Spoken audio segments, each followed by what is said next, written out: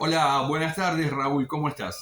Muy buenas tardes, ¿cómo están ustedes esta tarde? Y esta tarde, bueno, está un poco plomizo el cielo, pero eso no quiere decir de que esté plomizo el panorama político. El económico te podría llegar a decir que sí, pero bueno, vamos a la materia específica en donde la idoneidad tuya emana. A ver, ¿cómo estás viendo a pocos días, diríase, de la presentación de lista el panorama político? ¿Y qué es lo que te está diciendo? ¿Qué estás despuntando? Bueno, vos sabés que en los estudios de opinión pública no existe ningún método que te permita predecir quién va a ganar las elecciones el próximo domingo si el próximo domingo no hay elecciones. Entonces, con el estudio de la opinión pública, yo te voy a reflejar los resultados que obtenemos en estudios de opinión pública, eh, es aún más difícil generar escenarios artificiales. Vos tenés muy concretamente, hay tres bloques que se van a presentar con posibilidades. Uno es La Libertad Avanza, tiene un solo candidato, Javier Milei. El otro es Juntos por el Cambio, tiene dos candidatos, Patricia Bullrich y Horacio Rodríguez Larreta. Y el tercero es el Frente de Todos, lo que queda o lo que va a ser el Frente de Todos, que no tiene ningún candidato, por lo menos hasta ahora, porque el Frente de Todos como tal no está consolidado como coalición. El Congreso del PJ lo apartó a Alberto Fernández de la posibilidad de aprobar o generar alianzas, lo dejó a Gildo Infran. Y básicamente lo que ocurrió eso es la muerte del Frente de Todos, porque ahora no son más los que se tienen que sentar a la mesa Cristina Kirchner, Sergio Massa y Alberto Fernández, son Cristina Kirchner, Sergio Massa y Gildo Infran. Gildo Infran en representación del peronismo. Y es como que el presidente quedó totalmente de lado y es el presidente al que votó la gente con el 48%. O sea, ese Frente de Todos no existe más en este momento.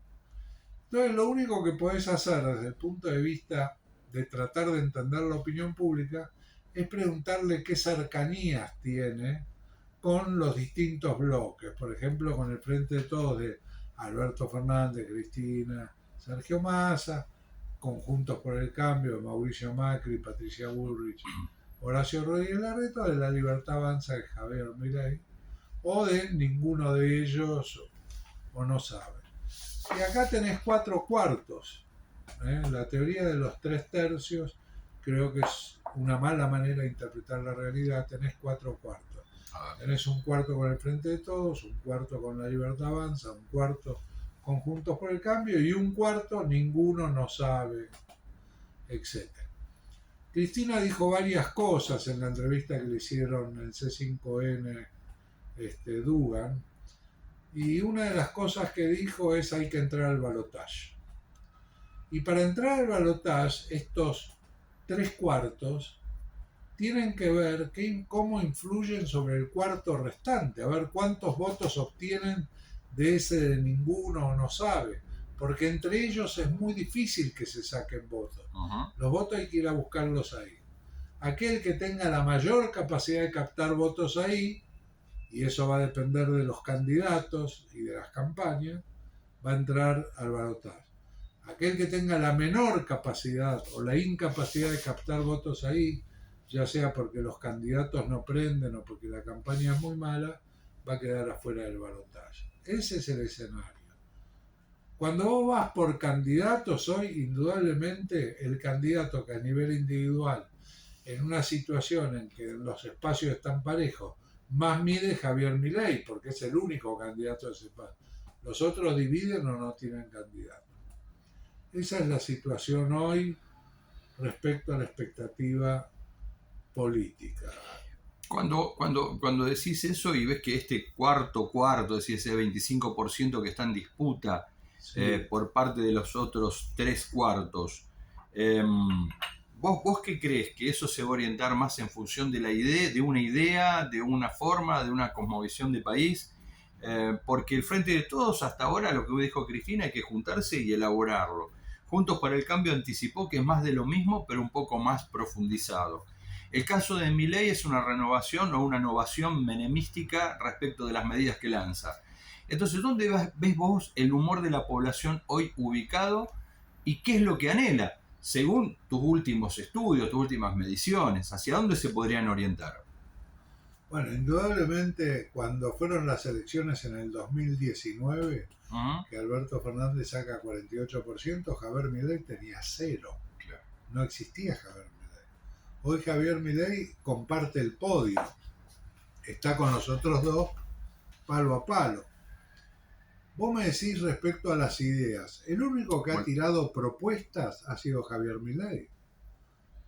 Algunas de esas propuestas nosotros las hemos estudiado mucho con Sheila Wilker en grupos focales con gente con voto prospectivo, es decir, lo que va a votar. Sí. Gente que va a votar Frente de Todos, gente que va a votar Juntos por el Cambio, gente que va a votar a Javier Milei. Y la condensación de eso es, mirá, en el caso de Milei tenés propuestas debatibles y propuestas delirantes. Delirantes, compra y venta de órganos, compra y venta de bebés.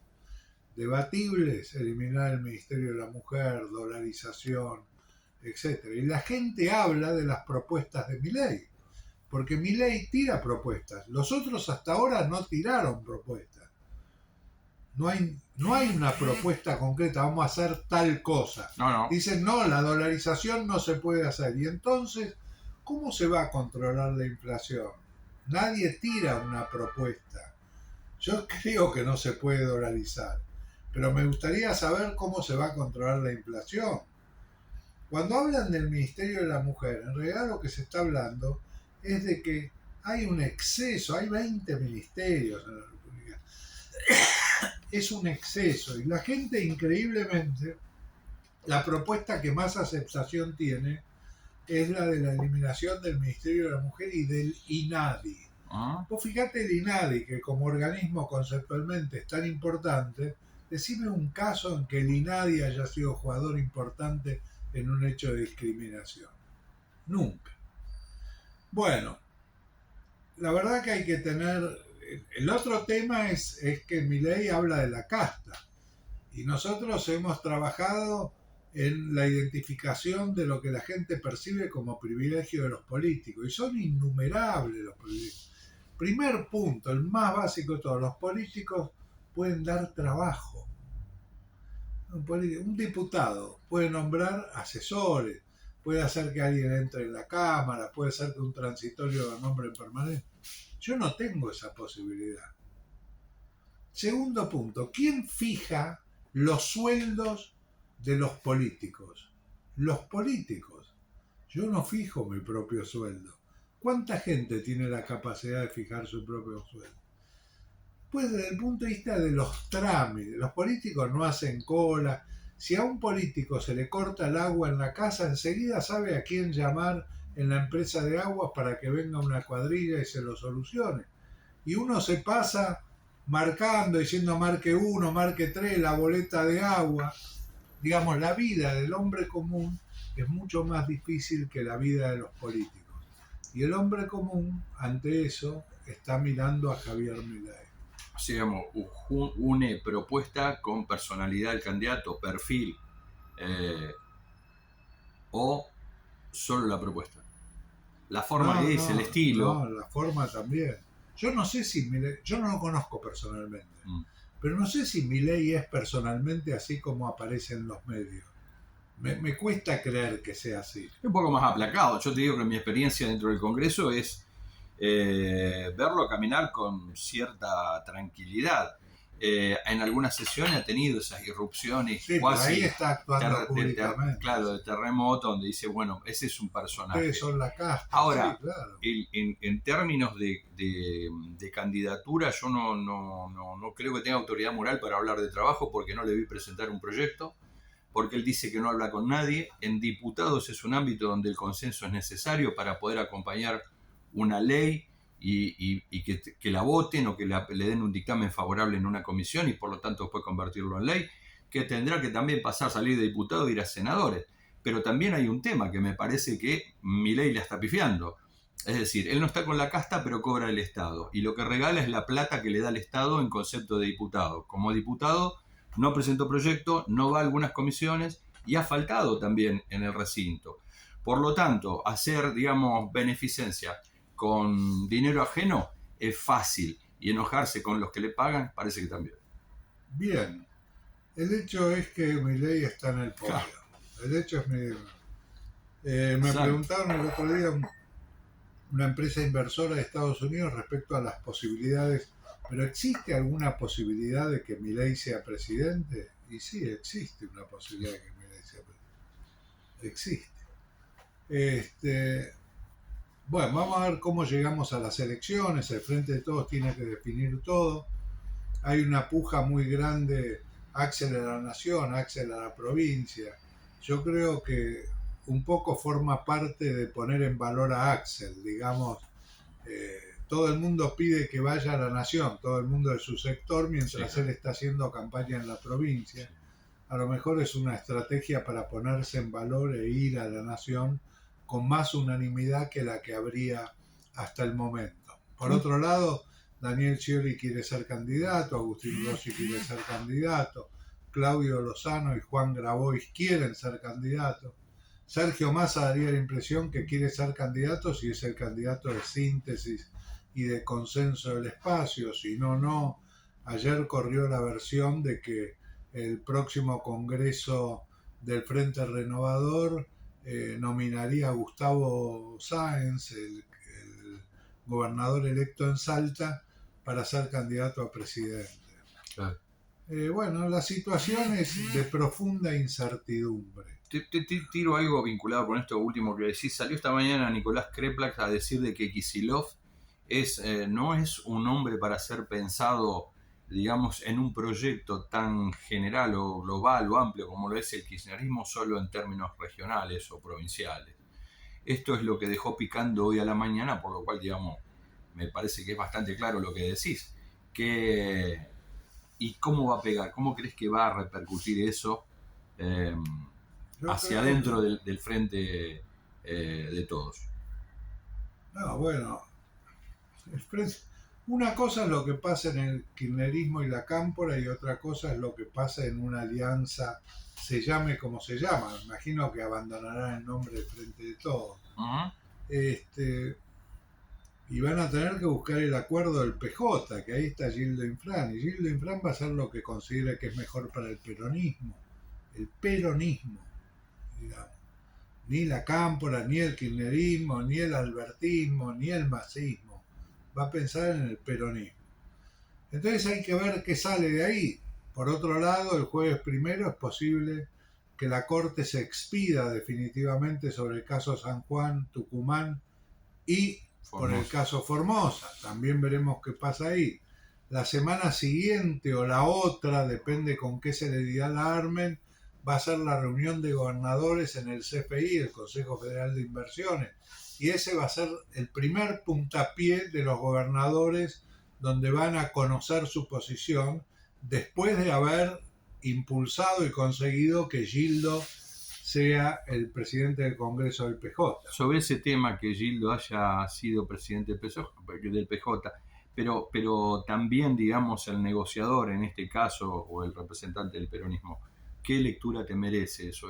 Por lo menos es un indicio bastante serio, importante y grave, no digo por la gravedad, sino por lo pesado, ¿no? De haber apartado Bueno, pero al es el presidente. único que le da garantías a todos, por lo que te acabo de decir. Va a Sí. defender los intereses del peronismo, no los intereses de nadie en Uh-huh. particular. Y aparte, Gildo Infran es un hombre que puede convocar a todo el peronismo que quedó afuera del peronismo, a Guillermo Moreno. Ya Guillermo Moreno hizo declaraciones Sí.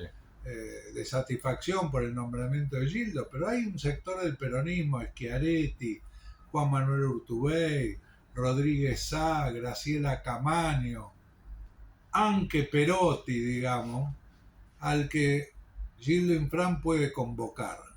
Vamos a ver si logra unificar el peronismo. El peronismo cuando estuvo unido le fue bien, cuando no estuvo unido le fue mal, y en este momento está ante una situación muy difícil, digamos. Está culminando un gobierno que deja el país con un porcentaje muy alto de pobreza, con un porcentaje muy alto de inflación y mucha informalidad, mucha economía informal. Así que vemos cómo procesa la gente, los electores, estas variables. Nunca se dio el caso que un gobierno con 50 o más de inflación sea reelecto.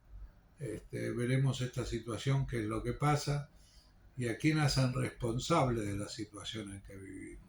Final abierto. Yo creo que en este momento es totalmente abierta, hay que esperar que se alineen las fuerzas, hay que ver en Juntos por el Cambio si prevalece Patricia Bullrich o Horacio Rodríguez Larreta, porque eso significa generales totalmente diferentes, tanto para ellos como para quien los tiene que enfrentar, y en función de eso, cuando se establezcan quiénes van a jugar en la general, ver qué posibilidades hay que el tema se resuelva en primera vuelta o si es inevitable el balotaje. Muchas gracias, Raúl Timerman. No, al contrario, gracias a ustedes, mucho éxito. Bueno, muchas gracias igualmente.